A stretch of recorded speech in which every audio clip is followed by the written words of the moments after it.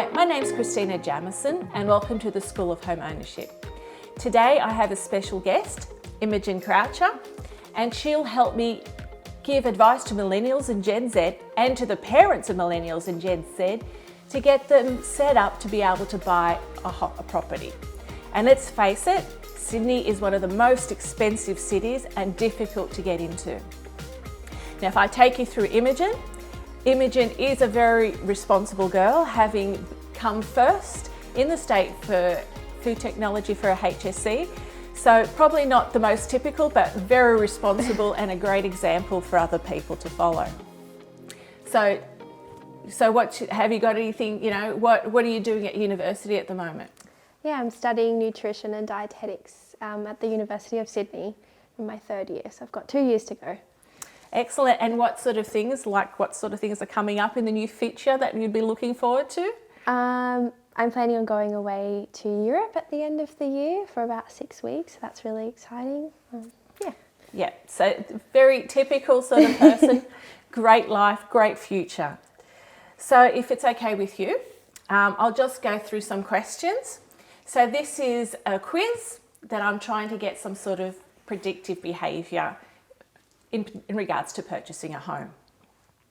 So, okay, first question. Are your parents millionaires? I don't think so. All right. So if you've got millionaire parents, you don't have to worry about this quiz at all. The next question, do your parents own a home? Yes, they do. Okay, so do they own it outright? Have they got a mortgage? Would you know? They own this house outright, yeah. Excellent. Yeah. And your age? I'm 20, nearly 21. Excellent. And do you expect that you will buy your own property one day? Yes, I really hope to, but I don't think it'll be very soon in the future. And what sort of age do you think that would be? Ideally by the time I'm 30, but somewhere in my 30s. Yeah, oh, okay. I expect maybe. Okay, we can work on that one. And what sort of property and where would you be looking at? I would probably want to live in a city, in a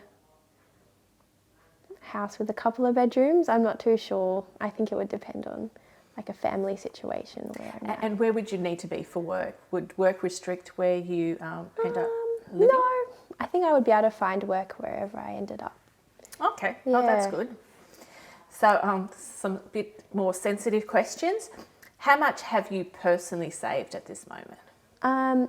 As of today, I've got 25,000 in my savings.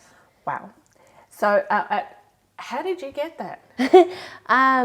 Just from working. I've worked, at the moment I'm working 3 jobs, but I've worked a couple of jobs since I left school, and I just really try and focus on putting as much of that into savings as possible and just not touching the savings.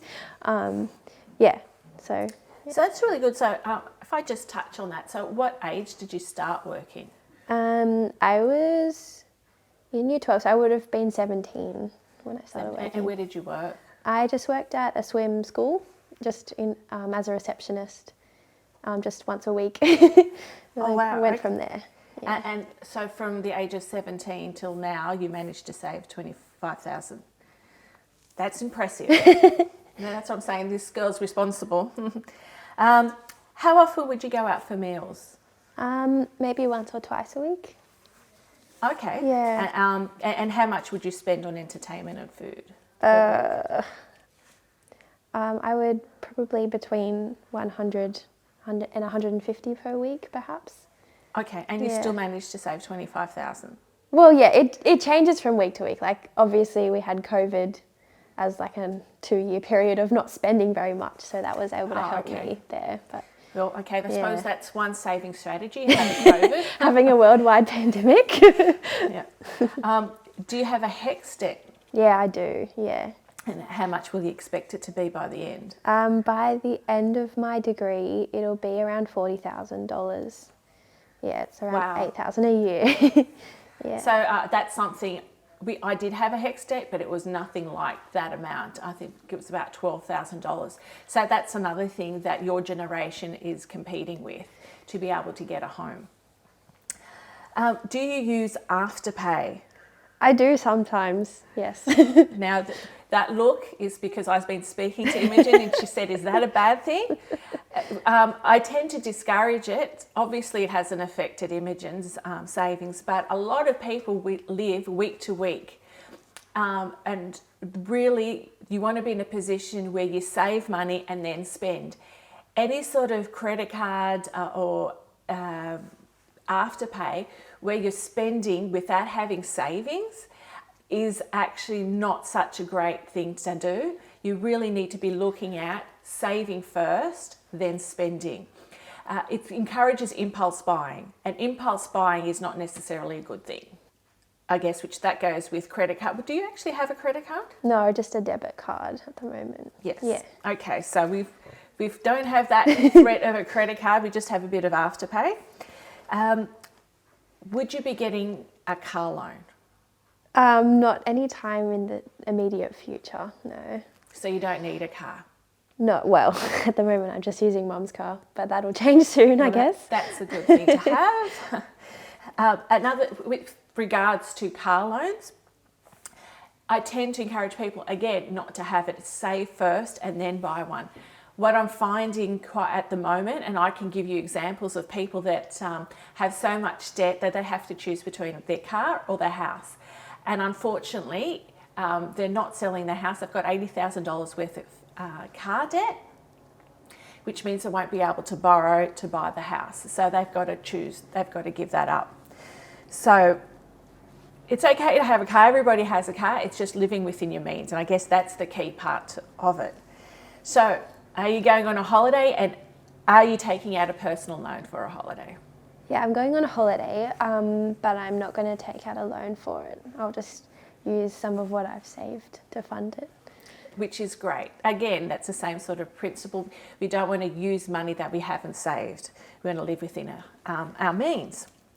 So when will you get your first full-time job? So so when I graduate uni, I'll be 23. So I'm hoping to get a full-time job by that age, yeah. And it's even tricky. I mean, you'll be very likely to, I imagine. It's quite tricky because a lot of people don't necessarily go straight into a full-time job. Yes. So, and the tricky question, how long do you expect to be living with your family, with your parents? Definitely for as long as I'm still at uni. And I'll probably think about moving out maybe within 2 years of graduating. Yeah. All right, will you get kicked out? No, I won't get kicked out, but... Okay, so what I've just done, I've got a quiz, and you'll be able to get it off our website to be able to see some habits and determine what sort of success rate Imogen will have. As would be expected, you'll be highly likely to be able to. So the reasons being is that you've already budget and save and live within your means. So surprisingly, a lot of people don't do that. Have you heard of the smashed avocado and toast, which I was talking to you about? And there's this billionaire guy in Melbourne that was discussing about the millennials and them not being able to buy a home. And he basically criticised the millennials, saying, well, if they give up their smashed avocado and toast for breakfast every morning, they'd have a better chance of doing it. So that's one of the problems that we're looking at, is that people are living beyond their means. So that affects their ability to purchase a home. If you know, one of the factors that I see is that your parents have a big influence on what you do. So if your parents have purchased a home, then you're more likely to purchase a home, and you have that expectation. You're expected to purchase a home. But I was very interested in some of the stories that you were telling me about your parents. You know, how long did it take them to buy a home? Just feel free to just, discuss what we were discussing before. Yeah. So my parents were both very lucky. My dad started saving from a really young age, and he was able to buy his first home at 21 and pay it off completely by the time he and my mum went overseas when they were in their early 20s. So yeah, they were very fortunate to be able to do that, and they worked hard to be able to do that as well. Yeah. So they both worked. Did they live in that home or? They did for a little bit, and then they went over to England for a couple of years and worked there. Yeah. So that's very impressive by anybody's age. Were you aware of any financial issues, difficulties? Because the reason I'm saying is a lot of people, it's quite common to have some sort of difficulty at some point in life. For example, I think my husband was redundant at one stage. That obviously puts you in a position where you have to rethink your finances. Did you ever see anything like that? It doesn't have to be a major, catastrophe, but were you aware, for example, if you're renovating the house, that you had to adjust to your living or anything like that? Yeah. Our house is still undergoing renovation, but we started renovations a few years ago, and there were definitely periods within that time of, my parents being like, okay, we need to be a bit more smart with how we spend our money and not, buy all these things all the time, but just, be a bit more conscious of what we're spending. But nothing ever too serious or anything that we had to worry about, or at least that they told us about. Yeah, I'm pretty sure they're not secretly bankrupt. Yeah. The other question I was going to ask you, how many properties your parents would have? Yes, they have. Well, they've only fully paid off this house, but they've got 3 other investment properties. Wow, in Sydney? So one of them is in Sydney. One of them is actually an apartment in Bristol in England. And one's our property down near Canberra, Braidwood area. Yes. Yeah. So I just want to ask you a couple of questions. So Imogen's really doing great. She's very likely to get a property, hopefully before 30 if I have my way. But I just was very curious about your spending. Can you explain to me about your bank account? Yeah, I don't know if this is the best way of doing things, but I've split my money into 3 separate bank accounts. One of them is just where I put all my long-term savings, and I really, really try to just not touch that. I just put a portion of money from my weekly pay straight into that and just let it sit there. And then I have a short-term savings account if I want to save up for something to buy in the short term, like a phone or, I don't know, clothes. And so I just put money in there if I have any left over from the week that I haven't spent. And then I just have my spending account, which, I pay for Opal card, going out to dinner, stuff like that. It's very disciplined, and if people have already heard of the Barefoot Investor, that's exactly what he actually says. And it's just interesting that, Imogen, you haven't read the book, have you? No, I haven't. You had no idea about it, but that's how they actually tell you to actually put it into different buckets. So that's quite interesting. You've got that instinct in you. And a lot of your friends, how are they? Yeah, well, most of my friends, they're all still living at home as well, so it's probably a bit easier to save money and not be spending so much on rent. Or I know a lot of friends have their own cars, so they're paying, insurance and petrol and things like that. But yeah, I don't think many of my friends are huge spenders. So, which is a good thing. So that's excellent to be. Yeah. But one of the last things I should do before we go is, who are you working for now? I'm working for Cassie Croucher. She's the founder of the We Elevate network, which is a small business network. And she also does business coaching and mindset coaching as well. Feel free to do the quiz at schoolofhomeownership.com.au. And I'd like to thank Imogen again for coming and being our subject for this quiz. Thank you.